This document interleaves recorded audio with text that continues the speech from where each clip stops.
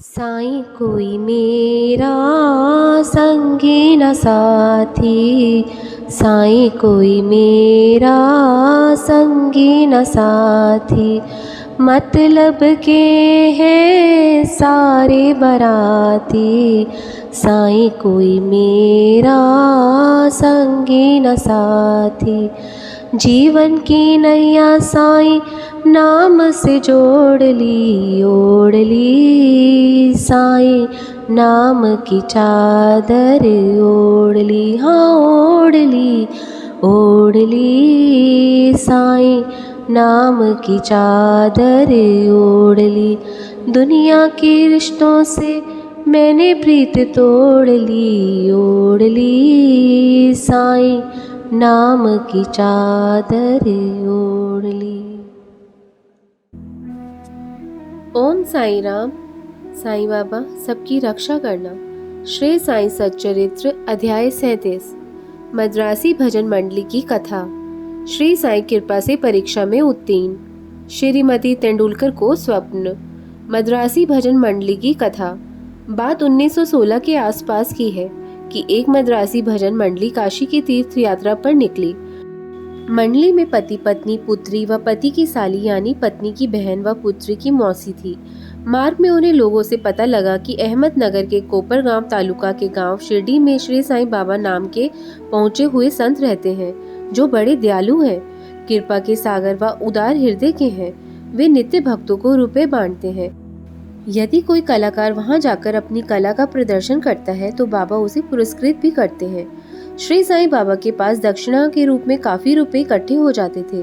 उन रुपयों में से वे प्रतिदिन 1 रुपया भक्त कोंडा जी की 3 वर्षीय पुत्री अम्नी को देते थे। किसी को 2 से 5 रुपए, किसी को 10 से 20 रुपए तो किसी को 50 रुपए भी दे दिया करते थे। लेकिन अम्नी की माँ व भक्त कोंडा जी की पत्नी जमली को वे 6 रुपए देते थे। मंडली ने जब बाबा द्वारा रुपए बांटने की बात सुनी तो वह भी शिरडी में आकर रुक गई। मंडली मधुर भजन गाया करती थी, लेकिन उसका उद्देश्य तो धनार्जन करना था। उस मंडली में स्त्री यानी पत्नी को छोड़कर शेष तीनों बड़े लालची थे। स्त्री के मन में बाबा के प्रति श्रद्धा भाव था। एक बार जब दोपहर की आरती हो रही थी, तब स्त्री की भक्ति व श्रद्धा को देखकर बाबा को बड़ी प्रसन्नता हुई। फलस्वरूप बाबा ने उस स्त्री को उसके इष्ट सीतानाथ के रूप में दर्शन दिए। अपने इष्ट के दर्शन पाकर वह स्त्री गदगद हो गई। उसकी आंखों से अश्रु बहने लगे और कंठ अवरुद्ध हो गया। वह भाव विभोर होकर ताली बजाने लगी। उस स्त्री को आनंदमय देखकर लोगों को कौतूहल होने लगा। दोपहर बाद उस स्त्री ने सारा रहस्य अपने पति को बताया। पति ने सोचा कि उसकी पत्नी वैसे ही भोली भाली है, हो सकता है कि उसे मति भ्रम हुआ हो, इसलिए उसने उसकी बात पर ध्यान नहीं दिया। ऐसा नित्य होता रहा। बाबा उस स्त्री को सीतानाथ रूप में दर्शन देते, बाकी लोगों को अपने वास्तविक रूप में दर्शन देते। इस तरह काफी दिन बीत गए। तब एक रात उस स्त्री के पति ने एक विचित्र स्वप्न देखा कि किसी बड़े शहर में पुलिस ने उसे गिरफ्तार करके रस्सियों से बांधकर कारागार में डाल दिया। उस समय उसे सीकचों के बाहर श्री साईं बाबा शांत मुद्रा में खड़े दिखाई दिए। उन्हें सामने देख वह पुरुष उनके समक्ष गिड़गिड़ाकर कहने लगा कि बाबा, आपका यश सुनकर ही तो मैं आपकी शरणागत हुआ हूँ, फिर आपकी शरण में रहते हुए मुझ पर यह विपदा क्यों आई? तब बाबा बोले कि तुम्हें अपने दुष्कर्मों का फल अवश्य भोगना चाहिए। इस पर वह पुरुष बोला कि मुझे याद नहीं कि मैंने इस जन्म में कोई ऐसा दुष्कर्म किया हो जिसके कारण मुझे ये दिन देखने को मिला। इस पर बाबा ने कहा कि इस जन्म में नहीं तो पिछले जन्म में किया होगा।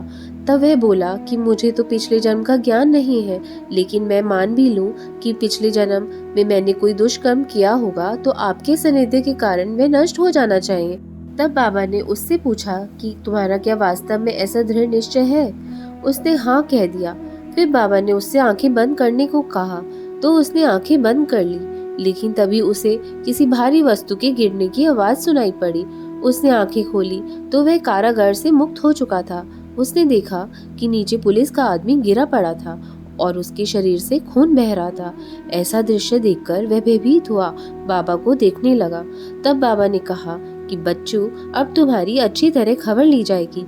पुलिस के अधिकारी आएंगे और तुम्हें गिरफ्तार कर लेंगे। बाबा के ऐसे कहने पर वह गिड़गिड़ा कर बोला कि आपके सिवाय भला अन्य कौन मेरी रक्षा कर सकता है? मुझे तो केवल आपका ही सहारा है प्रभु, मुझे किसी तरह बचा लीजिए। तब बाबा ने उसे फिर आंखें बंद करने को कहा। कुछ देर बाद जब उसने आंखें खोली तो देखा कि वह मुक्त होकर सिंकेचो से बाहर खड़ा था और बाबा भी उसके पास खड़े थे। तब वह बाबा के शिर चरणों में नतमस्तक हो गया। श्री साईं बाबा ने उससे पूछा कि बताओ, तुम्हारे उस नमस्कार और इस नमस्कार में क्या कोई भिन्नता है? जरा सोच विचार कर कर उत्तर देना। तब वह बोला कि मेरे द्वारा किए गए दोनों ही नमस्कारों में आकाश व पाताल जितना अंतर है। पहले नमस्कार का उद्देश्य तो धन प्राप्ति का था, लेकिन यह नमस्कार मैंने आपको ईश्वर स्वरूप मानकर किया है। पहले मैं समझता था कि आप यवन हैं और हिंदुओं का धर्म भ्रष्ट करने आए हैं। बाबा ने उससे पूछा कि क्या तुम्हारा मुस्लिम पीरों में विश्वास नहीं है? तो उसने नकारात्मक उत्तर दिया। तब बाबा ने उससे पूछा कि क्या तुम्हारे घर में एक पंजा नहीं है? क्या तुम ताबूत को नहीं पूजते? तुम्हारे घर में अभी भी कार बीबी नाम की देवी है, उसी से तुम विवाह आदि व अन्य धार्मिक अवसरों पर कृपा भीख मांगते हो। जब उसने ये बातें स्वीकार कर ली तब बाबा बोले कि तुम्हें और अधिक क्या प्रमाण दूं? तब उसने मन में इच्छा की कि उसे उसके गुरु रामदास के दर्शन हो। फिर वह जैसे ही पीछे की ओर मुड़ा तो सामने अपने गुरु को देखा, लेकिन वह उनके चरणों में झुकने लगा तो वह अंतर्ध्यान हो गया। उसने बाबा से पूछा कि आप वृद्ध हैं, आपकी आयु कितनी होगी? बाबा बोले कि तुम मुझे बूढ़ा बताते हो तो थोड़ी दूर मेरे साथ दौड़कर दिखाओ। ऐसा कहकर बाबा दौड़ने लगे। तब वह भी उनके पीछे पीछे दौड़ने लगा। दौड़ने के कारण पैरों से जो धूल उड़ी उसमें बाबा न जाने कहाँ गायब हो गए। तभी उसकी आंख खुल गई। जागने पर वह अपने स्वप्न पर गंभीरता से विचार करने लगा। उसकी मनोवृत्ति पूरी तरह बदल गई। वह बाबा की महानता को जान चुका था। उसकी लोभ शंकादि की निवृत्ति हो गई और मन में बाबा के प्रति सच्ची श्रद्धा उमड़ पड़ी। अगले दिन जब सब लोग मस्जिद में आरती के लिए एकत्र हुए तब बाबा ने उसे प्रसाद स्वरूप 2 रुपए की मिठाई और 2 रुपए नगद देकर आशीर्वाद दिया। फिर बाबा ने उसे शिरडी में कुछ दिन और रोककर आशीर्वाद देते हुए कहा कि अल्लाह तुम्हें बहुत देगा और सब अच्छा करेगा। उस पुरुष को बाबा से अधिक धन की प्राप्ति तो नहीं हुई, लेकिन उसका कल्याण अवश्य हो गया। मार्ग में उसको काफी धन मिला और यात्रा भी सफल रही। श्री साईं कृपा से परीक्षा में उत्तीर्ण। रघुनाथ राव तेंदुलकर मुंबई के निकट बांद्रा में अपने परिवार सहित रहते थे। उन्होंने मराठी भाषा में श्री साईनाथ भजन माला पुस्तक की रचना की थी, जिसमें 800 भंग व पदों के अतिरिक्त बाबा की लीलाओं का वर्णन है। बाबा के वे परम भक्त थे। उनका बड़ा पुत्र डॉक्टरी परीक्षा की तैयारी कर रहा था। इस हेतु वे काफी अध्ययन अभ्यास भी कर रहा था। उसने अनेक जोशियों को अपनी जन्म कुंडली दिखाई, लेकिन सभी ने यही कहा, यह वर्ष ठीक नहीं है, अगले वर्ष परीक्षा देगा तो अवश्य ही उत्तीर्ण हो जाएगा। इससे वह निराश हो गया। उसका चित्त अशांत रहने लगा। कुछ दिनों बाद रघुनाथ राव ने अपने पुत्र की समस्या बाबा के समक्ष रखी तो बाबा ने उनसे कहा कि पुत्र को परीक्षा में बैठने के लिए कह दो। उससे यह भी कह दो कि वह मुझ पर विश्वास रखे, जोशियों की बातों में ना जाए, वह अवश्य ही उत्तीर्ण हो जाएगा।